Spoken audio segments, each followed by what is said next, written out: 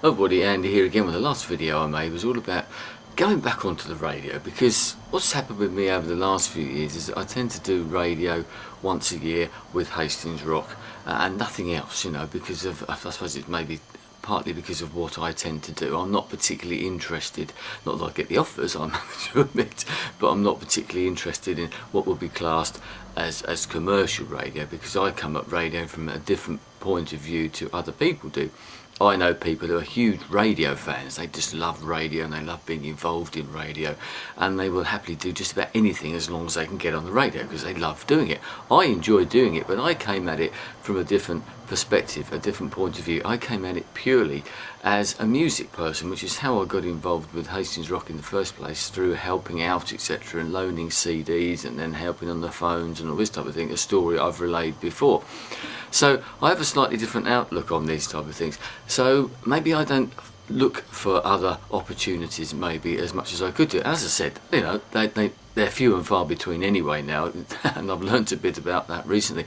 But I've just done a week's worth of radio on a station, a brand new station in Hastings called Carnival FM. It's finished now. Once again, it's one of those restricted service licence things where it was only on for 10 days to coincide with the Old Town Carnival week. A great week in Hastings, especially all based around the Old Town, but obviously it encapsulates everything. It gets everybody from Hastings into that particular area, and they've got these weird and wacky things that go on, pram races and people racing in old fishing boots, wader type things, and trying to ride bikes, single gear bikes up hills without, you know, lifting your seat off of the saddle or something like that, your bum off the saddle.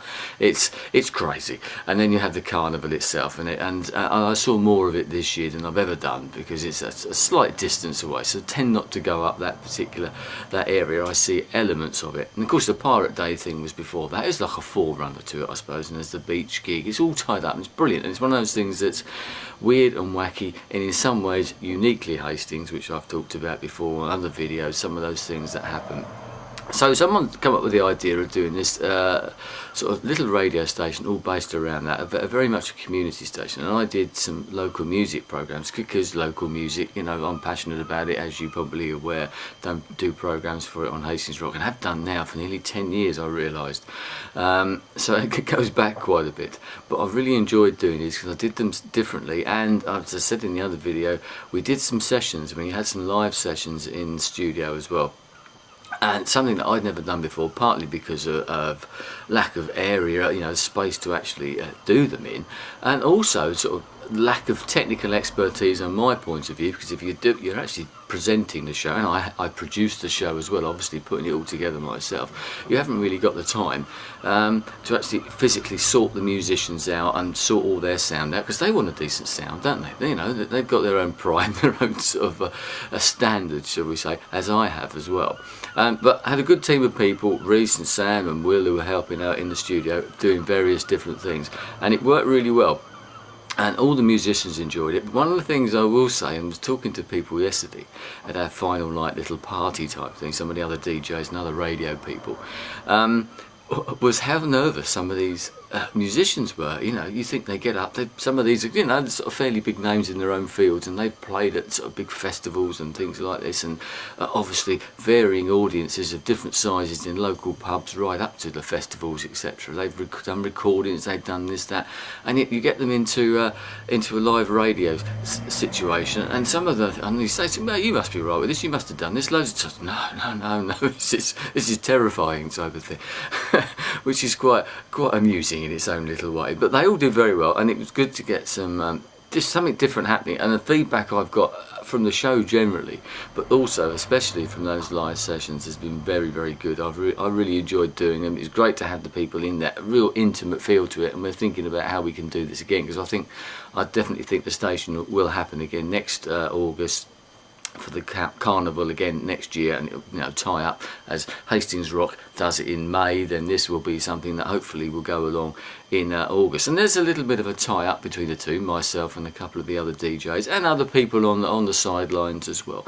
But from another point of view, from me, it was different, because when I was approached to get involved some time ago now in the planning stages, because of what I do with Hastings Rock, they wanted to, the people, some of them whom I knew already, was to get a few of my ideas, or Hastings Rock, how they do things, how do you do things there, and try and, get all that knowledge together and give them a few pointers, which is fair enough. And it's worked very well with the charities and all this, because we did, the Carnival FM was done in aid of the local St Michael's Hospice charity around the corner from me, which is what we do with Hastings Rock. And that's another thing that's a partnership, if you want to put it that way, that's worked really well as well. And it's always good for the town and obviously for the hospice, that sort of reciprocal thing. They get some money, they get some exposure.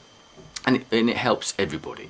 But I realised that doing this, the people who put this particular station on were, without exception, I think, what you would class as radio professionals, people who have done radio all their life and continue to do radio or broadcasting, even up to the present day. They've done all the commercial stations that are around, either the local commercial station, which is now based elsewhere, or some of the bigger ones, more national ones, or certainly a bigger geographical area. And people do things for the BBC, and they, so these people know what they're talking about. They do this, some of them, as a living still.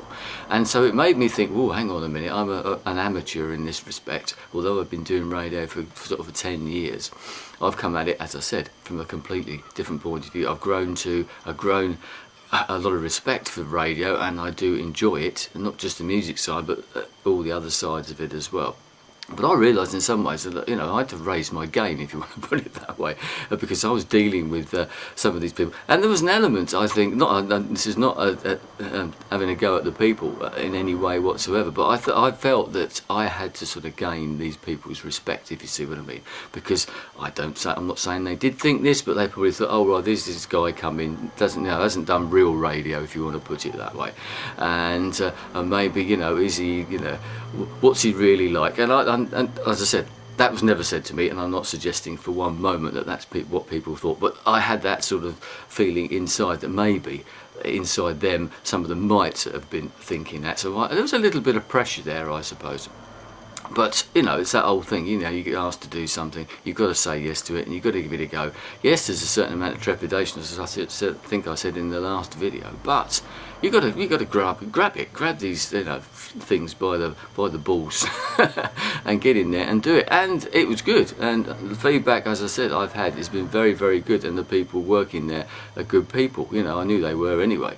But I think, it worked well. I've been told that, people who know about these things felt that the programs were very good as well. So maybe I did raise my game. Maybe I didn't put any more effort into it in that respect. But it's good for me. It's good to get involved with these people and learn a lot. I've learnt through those people, either watching them, talking to them, and in the meetings, just seeing how things are run.